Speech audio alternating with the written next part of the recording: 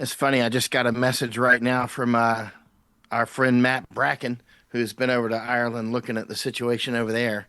And I don't know if you noticed, by the way, Trump just said, or not Trump, but Bannon just said that he expects Trump will be president in 2028, a third term. Uh, Hmm. yeah, I'm just sending that to Matthew now. Let's see what old Matthew has to say about that. Matt Bracken.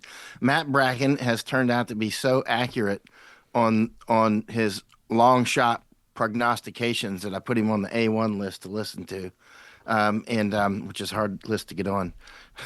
the but so A lot of things going on, and as John well knows, in Ireland and the UK in general, and not that the Republic of Ireland is the UK, but you know where I'm going to. In Europe in general, and United States and Canada, and here in Japan, the same situations are unfolding. Tomorrow, there's going to be a big protest in Tokyo because of the crimes that are being committed by the invaders. There's a story going around in Japan now that a man and his wife were attacked, and the wife was raped, Japanese young wife, and was impregnated and committed suicide. Right, and so this is the sort of stuff. However much true or lie is involved, we know that the rapes are happening. We know that the murders are happening. We know that they don't need to be here and should not be here. And so at the end of the day, this is happening in Ireland. As you know, it just happened to a girl in Ireland. Was it 10 years old, I believe?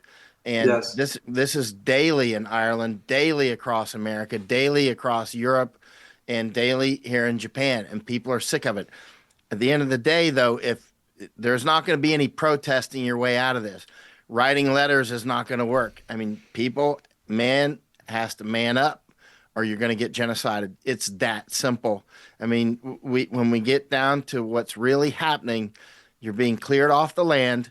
You're being genocided, just like Gaza. Different techniques. They're not kinetically bombing you with their airstrikes and F-16s and whatnot, but you're being genocided, death jabs, all sorts of things. Here in Japan as well. I was just over in Thailand again recently. All the children in Thailand were taken from school and jabbed. Let me let that sink in. All the children in Thailand were taken from school and jabbed. What will the effects be on Thailand in 20 years? I don't know. Uh, we're going to find out.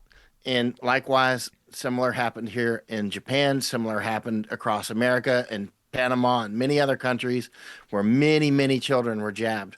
What's this going to do to their fertility rates? I don't know. What's it doing to their mental states? I don't know. One thing that we can see, and it's almost become a dark joke, is that guy jabbed because see people acting crazy. We get in taxis with taxi drivers who are just not their normal high functioning selves, right? Like here in Japan, even an average waiter or waitress tends to be quite intelligent, right? They tend to be pretty sharp. At one point, I was getting a haircut last year in Okinawa, and the barber was so sharp on tracking food supply issues and the soil around everywhere. The guy's obviously been studying for decades. We actually asked him to close his barber shop and go to dinner with us. Masako and I did, and we did. We took him to dinner. That's like an average Japanese here. They study like crazy, all kinds of stuff. You know what I mean? I love them, and they're highly jabbed now, and we can see that you can sense it. It's almost like the lights are being turned out in people's minds, and so the genocide is going full bore. Yeah. The Irish situation, the episode you referred to there, Michael, I mean, it's a 10-year-old girl, reportedly autistic, who was raped in a IPAS center, International Protection Center, so called. Um, there were protest demonstrations outside after the event, and these were attacked. The demonstrators were attacked by police force. It's unclear whether they were regular police or whether they were robo-cops bussed in for the occasion. That has happened multiple times before. But what happens is, it seems very clear that demonstrations are always infiltrated by roughnecks whose job it is to start trouble. to start throwing bottles at the cops, to start, causing a rumpus that the cops then respond to. And we've had extraordinary reports of the cops just wading into the crowd, battering people. Journalists, actually, not mainstream journalists, obviously, because they're not interested in reporting this, but people like Ezra Levant of Rebel News was pepper sprayed by cops in the course of these demonstrations. And GB News, people were attacked as well. So the gloves are completely off here. And of course, the Minister for Justice then comes out, and instead of actually talking about the 10-year-old girl, he talks about the riots. And this is the issue. So you see, this is all being constructed in a way that in Ireland, at least, is impossible almost to penetrate the fog of disinformation and lies that have been engineered by the government, because people are living in a kind of a bubble of normalcy bias, in which they cannot believe that there could be anything nefarious at the back of this. Never mind if what you say, Michael, that this is genocide. And of course it is. It's obvious if you take off the fake cap you're wearing for the pseudo reality and put on any kind of a seeing device, you see that this is absolutely clearly orchestrated to replace, to remove, to drive out the indigenous population or kill them off, and to replace them with anybody. I mean, we've heard, and there's reasonable grounds for believing this, because it has been said many times, that in the course of what happened in Ireland and in other countries, that many African and Middle Eastern countries essentially emptied their prisons and their psychiatric hospitals into the countries of the West. And that a lot of these guys that are running amok now in our country are raping and stabbing and absolute causing mayhem in the streets, defecating in the streets, doing things like basically decivilizing Western civilization in plain sight. That this is like reached new levels, and yet the people of our country, and I think many other Western countries, in the great majority, believe that this is some form of overreach based on compassion, humanity, decency, charity, and that it's just gone too far. That our government, is so exuding such compassion for its fellow man, that it's just gone too far. It's overreached itself and isn't able to keep up. But in fact, of course, it is the direct opposite. This is an attack on their own people, being engineered by the people that were, by the politicians who were entrusted with the precious care of their country. And they have betrayed that in every conceivable way. And yet it is invisible to people because the media is completely corrupt. The media will not report what happens directly. It's noticeable in this now that at the beginning, one or two tabloids are beginning to break away and starting to publish the details, more and more of the details, that it is an asylum seeker, that it is that there was a rape and so on. The mainstream, the national broadcaster and so on are, generalities, no references to the nature of the crime, no reference to the nature of the assailant, and so on. So we're in the biggest trouble we've ever been in Ireland, and I think the same is true of Britain and many other European countries. But I think Ireland really, because for all kinds of reasons to do with our history, our kind of naivety, the kind of monolithic nature of our culture. It's a small island, and we just tend to have one of everything, more or less. We don't have the diversity that you have in media and so on in the United States and other countries. We are completely at the mercy of these forces.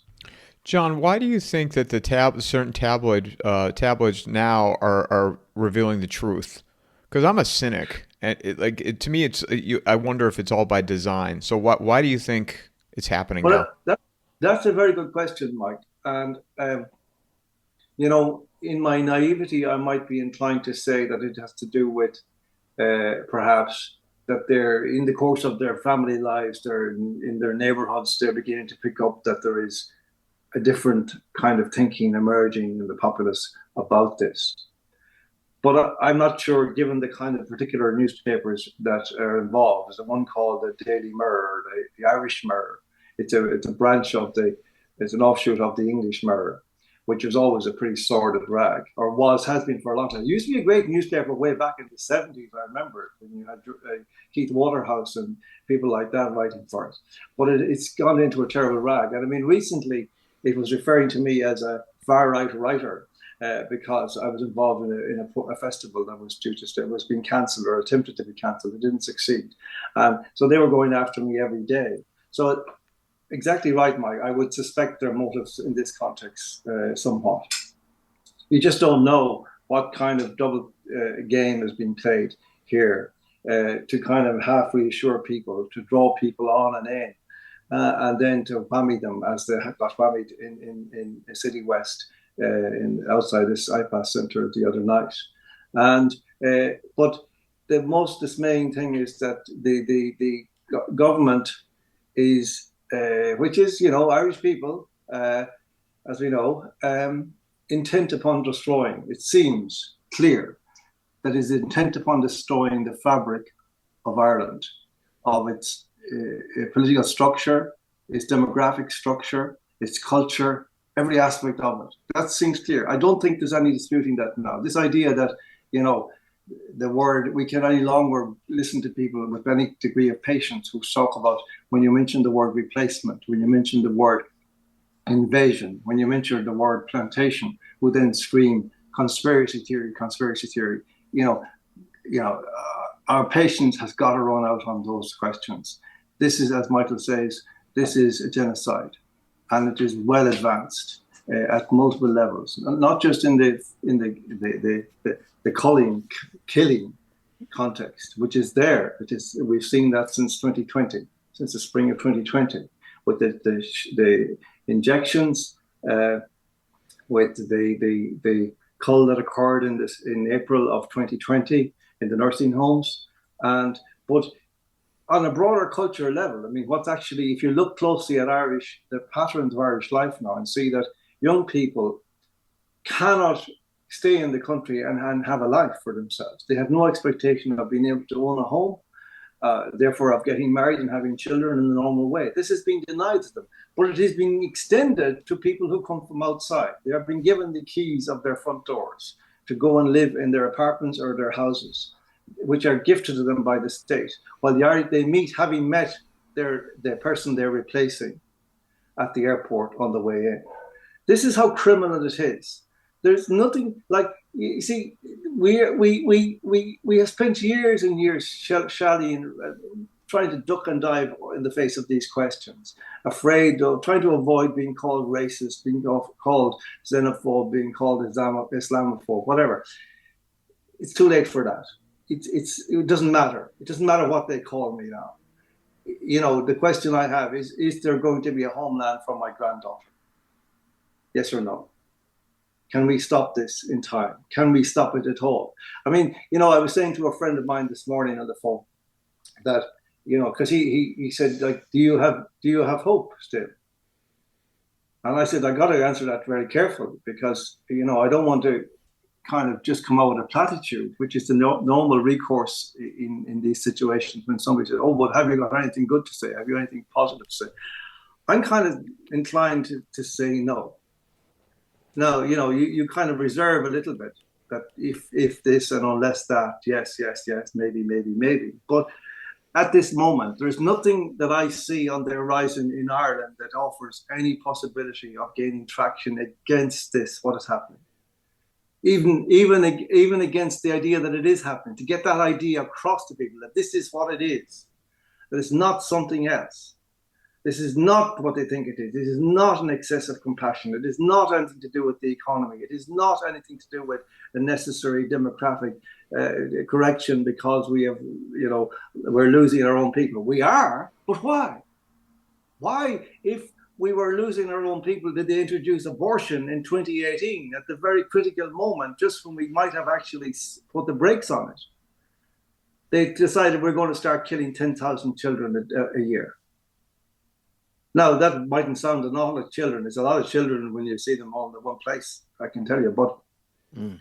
and think about them in one place. But I mean, in America, that would be a small statistic, sadly. In Ireland, it's a vast statistic. It's huge. It's a small town every year. Not at all that small of a town, actually, a medium-sized town in Ireland every year. And nobody talks about this because the conversation, it is like our larynx has been cut out because of the corruption of the media. We can't have this conversation. This conversation that we're saying, the things I'm saying now cannot be heard in the mainstream of Irish life. There is no channel into the public square. There is no channel into the hearts of people. So where do we go? And as Michael says, the men are being completely castrated over the last 50 years. There are no men really in Ireland in the physical sense. Certainly, they're wimps. We're all wimps. But, even at the level of moral courage, which maybe is a harder thing to have, or I don't know, but that's a rarity also. We're about to elect a communist president, a woman, who will have got elected by refusing to answer questions. She's been discovered in vast hypocrisy in relation to having represented banks and vulture funds and having people thrown out of their houses in the past 15 years. She just refuses to answer the questions, and people are voting for her in huge numbers. In a certain sense, you would have to say we, in the collective sense, deserve whatever happens to us after this. But do we really? Does my granddaughter deserve it? I don't think so. I don't think so. Michael, your thoughts on that? Yeah, I mean it's baked in the cake if people don't stand up and defend it themselves. I mean, I've got many books on Ireland. So a lot of them have titles just like this. Yeah. I got a whole shelf of books with this title, or this title are very similar. Dark Ireland, Vanishing Ireland, Vanishing Irish. Yeah, I mean it's just many, many. I've got a whole bunch. I just brought a couple of them in, and what's happening is nothing new, actually. Demographic replacement that is old. I mean, I've got so many books on it from so many centuries. I mean, like go back to, um, good Lord. I mean, let's go back to 1217. With the acts of the Charter of the Forest, right? I don't know if you're familiar with that in Ireland, but the Charter of the Forest, where followed the Magna Carta, because the king basically owned the forest, and they weren't allowing people to hunt out there, the king's deer and all that stuff, right? We're not allowed to collect wood to have fires, and so getting down to the bottom line is the king would move people around just like my family line or my culture anyway, the Scots Irish.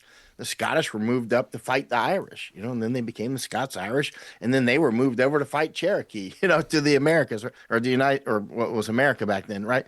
So I mean, this plowing under populations and replanting new populations is old.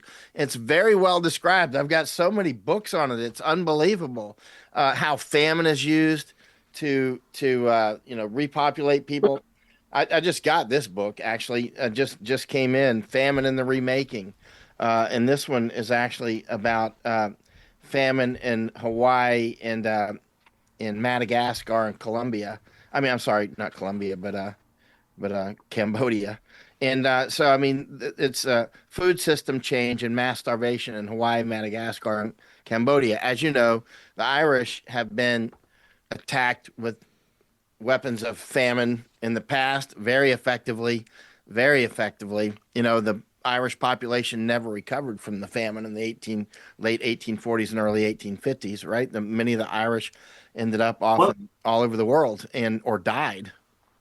Yeah, you see, I mean, there's a kind of, I completely understand what you're saying there, Michael. There is an element, though, in the present discourse, such as it is in Ireland, whereby all of this activity through history, whereby populations came and went, invasions happened, the Vikings came, the Normans came, and they became more Irish than the Irish. This kind of rhetoric is used in the current debate as though Oh, it's always happened, and No, therefore no, there no. is. Let me finish what I'm saying. I didn't Yeah. finish. Uh, Mm. this is what it is. I mean, you are being genocided because the powers above want to genocide and take that land. This is straight up taking the land, like Lahaina, Hawaii, or North Carolina, the big floods after the hurricane. This is literally replanting people. I'm not saying these are. This is straight up weapons of No, no, democracy, right? I'm I not mean, saying that. but I mean, they're taking Ireland. Ireland is being taken to be sold off. It's being parceled out, just like Yeah, the United States is. Just like yeah, many places around the world are being, they're genociding the people there to take their land. Right? That's what's happening. So the Irish, you're being genocided to take your land. That's it. That's it. I mean, if you were to move somewhere else and that land is valuable, well, that's what we did to the Indians, right? What did we do to the Indians? We fed them up full of fire water. We killed them mostly with whiskey. We just robbed them of their minds with the fire water with whiskey, right? It wasn't really rifles that killed most of the Indians. It was whiskey, and we killed their buffalo. We killed their food supplies. But what we would do is we would move them out of the valuable land that they were on, like and move them Trail of Tears out to Oklahoma. Of course, they didn't know about the oil was there yet, but so I mean we would move them off of the places where they were suited, like the Cherokee in North Carolina, and move them out. So they would be moved around and moved around, weakened and weakened. Fire water. We would trap them with various debt traps that students who have student loans would be very familiar with today. We did very similar to the Indians. I think a lot of university people might not realize this is a very old game, and this is what's happening to the Irish. This is what's happening to the Germans just today. I mean, it was just in the news. They just blew up cooling towers to a nuclear plant. So it's not just Ireland. This is Europe in general, the United States, Canada are being genocided of what is now their native populations, which replaced populations before. Here's the thing: if you don't fight back, you will be genocided. It is that simple. It's that simple. Just skip all the bullshit. Get down to the part where if you don't fight, you're gonna die. It's that simple. And they're doing the same here in Japan. That's why there's a big protest tomorrow in Tokyo. So about maybe 12 hours from now, there should be a big protest in Tokyo about the invasions that are happening here as well.